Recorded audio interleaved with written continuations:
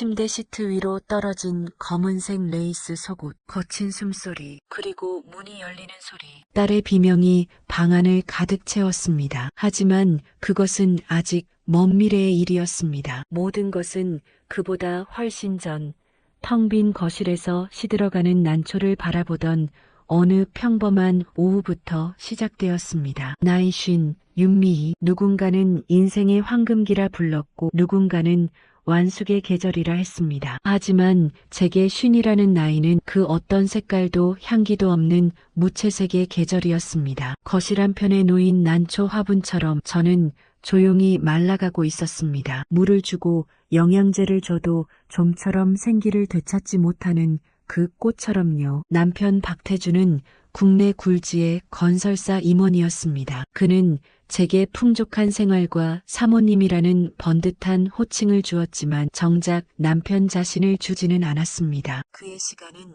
골프장과 해외 출장, 그리고 수없이 많은 저녁 약속들로 빼곡히 채워져 있었습니다. 집은 그저 잠시 들르는 호텔 스위트룸 같은 곳일 뿐이었습니다. 식탁 위 그의 자리는 언제나 비어 있었고 그 빈자리는 시간이 갈수록 차가운 냉기만 더해갔습니다. 22살 딸 민서는 제 유일한 자랑이자 삶의 이유였습니다. 하지만 그 아이마저도 이제는 저보다 자신의 세상이 더 중요한 나이가 되어 있었습니다. 그날도 민서는 현관에서 구두를 신으며 말했습니다. 오늘 늦을 것 같다고 재욱이랑 영화 보고 저녁까지 먹고 오겠다고요. 저는 당연하다는 듯 조심해서 다녀오라는 말만 건넬 수 있었습니다. 민서는 한재욱이라는 남자친구 이야기를 할 때면 세상을 다 가진 듯 반짝였습니다. 완전 멋있다고 나중에 엄마한테 보여주면 깜짝 놀랄 거라고 했습니다. 그 반짝임이 눈부시면서도 어딘가 가슴 한구석이 시렸습니다. 저는 언제 저렇게 반짝여 본 적이 있었을까요? 그날 저녁 남편은 역시나 상해 출장 중이었습니다. 적막한 집에서 혼자 끓인 김치찌개는 아무 맛도 나지 않았습니다. TV를 켜니 젊은 연예인들이 나와 사랑과 이별에 대해 떠들어댔습니다. 그들의 이야기는 다른 행성의 언어처럼 멀게만 느껴졌습니다. 저는 리모컨을 내려놓고 난초의 마른 잎을 만졌습니다. 한때는 우아한 보랏빛 꽃을 피워냈던 화분이었습니다. 마치 저 자신을 보는 것 같았습니다. 밤 11시가 넘어 도어락 소리가 들렸습니다. 민서였습니다. 안 자고 기다렸냐며 밥은 먹었냐며 묻는 아이 뒤로 한 남자가 모습을 드러냈습니다. 그리고 그 순간 거실의 모든 공기가 멈추는 것 같았습니다. 민서가 입이 닳도록 자랑하던 이유를 알 것 같았습니다. 훤칠한 키, 하얀 티셔츠 위로 드러난 단단한 어깨, 그리고 짙은 눈썹 아래 깊이를 가늠할 수 없는 눈. 21살의 풋풋함과 소년의 얼굴을 하고 있었지만 그 눈빛만큼은 나이를 가늠할 수 없을 만큼 고요하고 짙었습니다. 안녕하세요, 어머님. 한재욱이라고 합니다. 말씀 많이 들었습니다. 그의 목소리는 생각보다 낮고 차분했습니다. 저는 순간 당황스러워 마른 입술을 적셨습니다. 어서 오라는 인사를 겨우 건넸지만 제대로 차려입지도 못한 모습이 부끄러웠습니다. 그런데 그는 오히려 훨씬 젊고 곱다고 했습니다. 그리고 웃었습니다. 그 미소에 거실의 형광등이 한순간 환해지는 착각이 들었습니다. 그는 제 앞에 앉았고 우리는 어색한 침묵 속에서 과일을 깎았습니다. 민서는 옆에서 제잘거리며 재욱의 어깨에 기대었고 저는 그 모습을 보며 사과를 깎는 손에 힘을 주었습니다. 손끝이 파르르 떨렸습니다. 그가 사과를 받아들 때 그의 손이 제 손을 스쳤습니다. 짧은 순간이었지만 뜨거운 전기가 흐르는 듯 했습니다. 저는 화들짝 놀라 손을 거두었습니다. 손 다치실 뻔했다며 걱정스러운 눈으로 저를 보는 그의 깊은 눈동자 안에 피곤하고 초라한 중년 여자인 제 모습이 그대로 비쳤습니다. 부끄러움에 얼굴이 달아올랐습니다. 시간이 늦어 한재욱이 자리에서 일어났습니다. 현관에서 그를 배웅하는데 민서가 잠시 방에 들어간 사이 우리 둘만 남게 되었습니다. 어색한 정적이 흘렀습니다. 조심히 들어가라는 말을 건넸고 그는 고개를 숙여 인사했습니다. 그리고 문이 닫히기 직전 그는 다시 고개를 돌려 저를 보았습니다. 우리의 눈이 정면으로 마주쳤습니다. 조명 아래 그의 눈동자가 기묘한 빛으로 일렁였습니다. 그것은 단순한 작별 인사가 아니었습니다. 호기심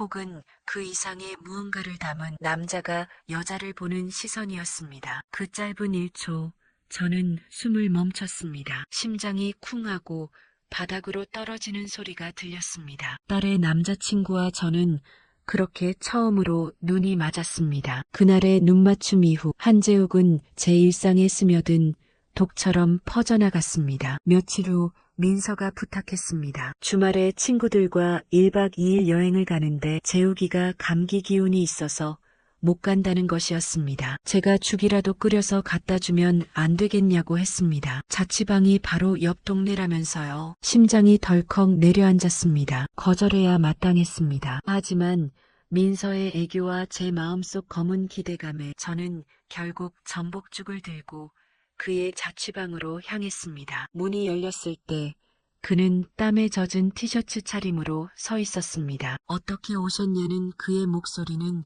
놀라움과 함께 묘한 긴장감을 담고 있었습니다. 민서가 부탁해서 왔다고 아프다고 들었다고 말하며 집 안으로 들어갔습니다. 그의 집은 단출했지만 깔끔했습니다. 죽을 데워주자 그는 천천히 죽을 먹었습니다. 그릇을 치우고 집을 나서려는데 그가 제 손목을 붙잡았습니다. 그의 손은 불덩이처럼 뜨거웠습니다. 어머님, 잠시만요. 왜 그러냐고 물었지만 제 목소리도 떨리고 있었습니다. 정말 민서 때문에 오신 거 맞아요? 그의 눈빛이 열에 들떠 흐릿하면서도 그 안에 무언가는 칼날처럼 날카로웠습니다. 심장이 미친 듯이 뛰었습니다. 처음 뵀던 날부터 계속 생각났어요. 어머님, 아픈 애가 무슨 소리를 하는 거냐고 말했지만 그는 아파서 제 정신이 아니라서 하는 말이라며 제 손목을 놓지 않았습니다. 침대에서 비틀거리며 일어나더니 그대로 저를 끌어안았습니다. 뜨거운 그의 몸이 제게 밀착되자 숨이 헐떡여졌습니다. 저항해야 했습니다. 하지만 30년간 느껴보지 못했던 남자의 뜨거운 체온과 절박한 힘에 제 다리가 먼저 풀려버렸습니다. 가지 마세요. 제발. 그의 목소리가 제 귓가에 속삭였습니다. 그의 입술이 제 목덜미를 찾았습니다. 저는 눈을 감았습니다. 그것은 암묵적인 허락이었습니다. 그는 저를 침대 위로 밀어 넘어뜨렸습니다. 옷가지가 벗겨져 나가는 감촉, 그의 거친 숨소리, 땀과 열기가 뒤섞인 냄새, 모든 것이 생경하고 자극적이었습니다. 50살의 몸이 부끄러웠지만 그는 제 몸의 모든 곳에 입을 맞추며 아름답다고 속삭였습니다. 그의 젊은 몸이 제 안으로 파고드는 순간 저는 쾌락과 함께 깊은 죄책감에 울음을 터뜨렸습니다. 그는 제 안에서 움직이며 땀에 젖은 제 얼굴을 닦아주었습니다. 울지 마요, 어머님. 이제 시작이니까. 그의 목소리는 악마의 속삭임처럼 달콤했습니다. 우리는 그렇게 돌아올 수 없는 강을 건넜습니다. 차가운 시멘트 벽에 등이 눌리는 감촉, 누군가 올라올지 모르는 비상계단. 그의 손이 제 스커트 안으로 파고들었고 저는 신음을 참기 위해 입술을 깨물었습니다. 이것은 사랑이 아니었습니다. 중독이었습니다. 파멸로 가는 길인 줄 알면서도 멈출 수 없는 달콤하고 치명적인 중독이었습니다. 그날 이후 우리의 미래는 시도 때도 없이 이루어졌습니다. 며칠 뒤 비 오는 날 백화점 앞에서 만난 우리는 망설임 없이 외곽의 모텔로 향했습니다. 그곳에서 우리는 첫 만남의 어색함 없이 서로의 몸을 완벽하게 탐했습니다. 젊은 그의 욕망은 끝이 없었고 저는 그 모든 것을 받아들이며 제 안에 잠들어 있던 여자를 깨웠습니다. 심지어 아파트 비상계단에서도 만났습니다. 장을 보고 돌아오는 길 지하 주차장에서 기다리던 그가 저를 비상계단으로 끌고 갔습니다. 차가운 시멘트 벽에 등을 기댄 채 우리는 언제 누가 나타날지 모른다는 극도의 스릴 속에서 급하게 서로를 원했습니다. 그의 바지 지퍼를 내리는 제 손이 떨렸고 제 스커트 안으로 파고드는 그의 손길은 거칠었습니다. 짧고 격렬한 행위가 끝나고 우리는 아무 일 없었다는 듯 각자의 길로 향했습니다. 제 심장은 터질 듯 뛰었고 허벅지 사이로 흐르는 그의 흔적이 우리의 죄를 증명하고 있었습니다. 저는 이 위험한 중독에서 헤어나올 수 없었습니다. 우리의 관계는 일상이 되었습니다. 남편이 출근하고 민서가 학교에 가면 저는 당연하다는 듯이 한재욱을 집으로 불렀습니다. 텅 빈 제 집은 우리의 왕국이자 온갖 음란한 행위가 벌어지는 무대였습니다. 우리는 주방에서도 사랑을 나눴습니다. 제가 저녁 식사를 준비하는 동안 그는 뒤에서 저를 끌어안고 스커트 안으로 손을 집어넣었습니다. 뜨거운 가스불 앞에서 차가운 대리석 식탁에 엉덩이를 걸친 채 저는 그의 것을 받아냈습니다. 제가 신음소리를 낼 때마다 끓고 있던 된장찌개의 구수한 냄새가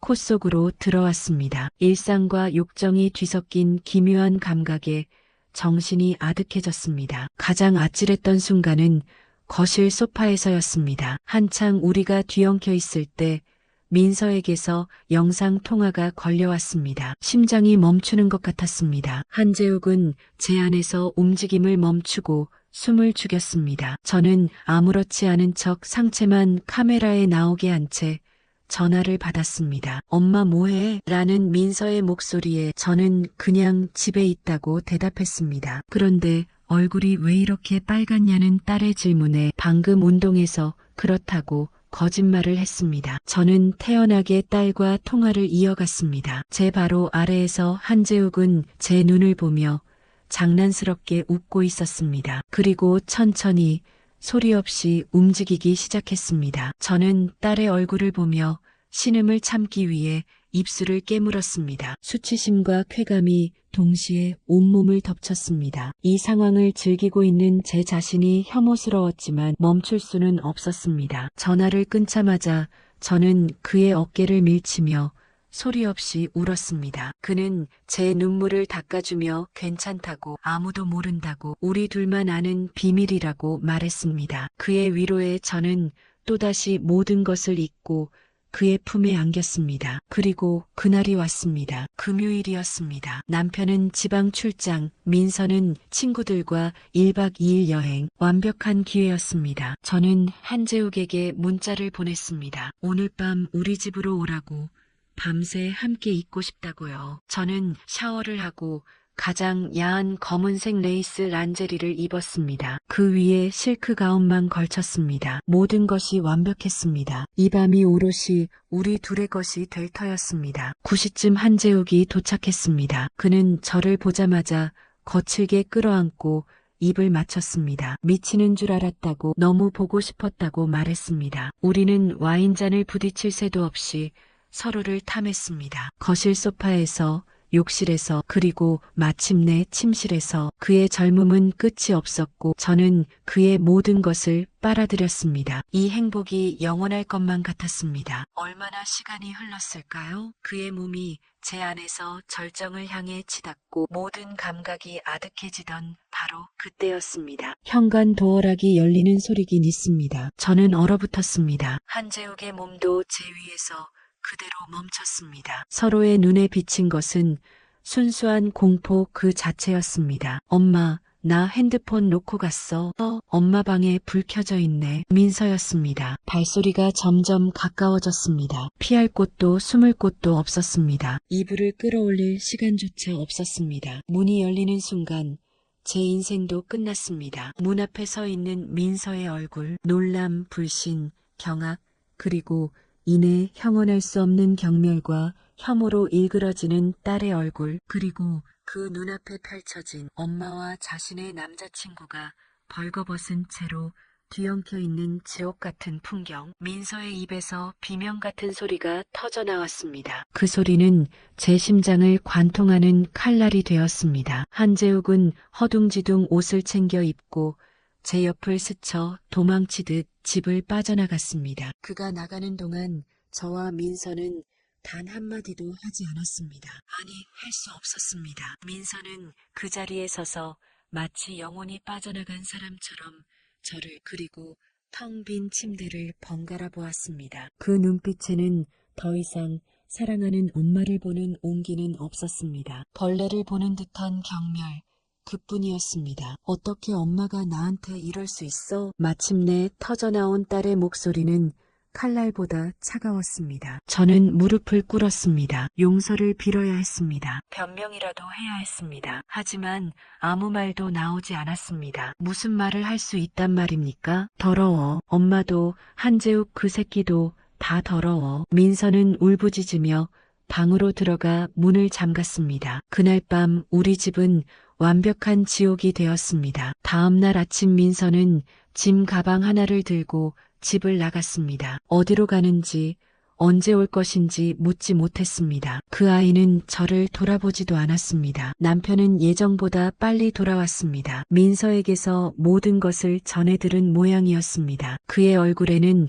분노보다 깊은 허탈감과 경멸이 서려 있었습니다. 평생 벌어다 준 돈으로 편하게 살면서 고작 한다는 짓이 이거냐고 역겹다고 말했습니다. 그는 제게 이혼 서류를 내밀었습니다. 위자료는 없었습니다. 저는 가진 모든 것을 포기하고 그 집에서 쫓겨나듯 나왔습니다. 한재욱에게서는 연락이 없었습니다. 그는 제 인생의 폭풍처럼 나타나 모든 것을 쓸어간 뒤 신기루처럼 사라졌습니다. 저는 작은 월세방을 얻고 식당 주방 보조로 일을 시작했습니다. 손은 거칠어지고 허리는 끊어질 듯 아팠습니다. 사람들의 무심한 눈빛 속에서 저는 사모님 윤미희가 아닌 그저 이름 없는 중년 아줌마일 뿐이었습니다. 몇 달이 지났습니다. 저는 조금씩 기계처럼 일상에 적응해 갔습니다. 감정이라는 것이 마모된 듯 더 이상 슬프지도 그립지도 외롭지도 않았습니다. 그저 하루를 살아낼 뿐이었습니다. 그러던 어느 날 퇴근길에 멀리서 민서를 보았습니다. 저 없이도 그 아이의 시간은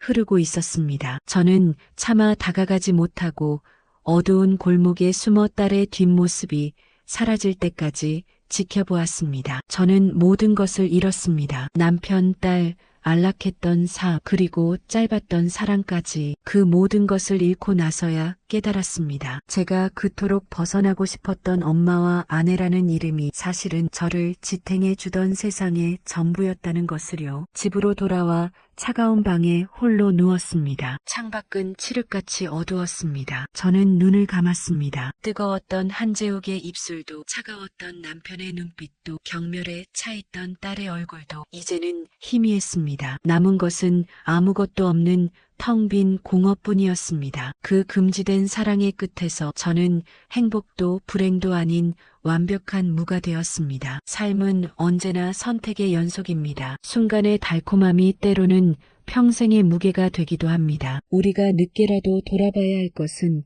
몸의 건강만이 아니라 마음의 건강입니다. 진정한 행복은 외부의 자극이 아니라 내 안의 평온에서 비롯된다는 사실을 잊지 말아야 합니다. 오늘의 이야기가 누군가에겐 경고가 되고 또 다른 누군가에겐 새로운 시작의 길잡이가 되길 바랍니다. 건강한 노후생활TV였습니다. 당신의 내일이 더 건강하고 평온하기를 기원합니다. 평온하기를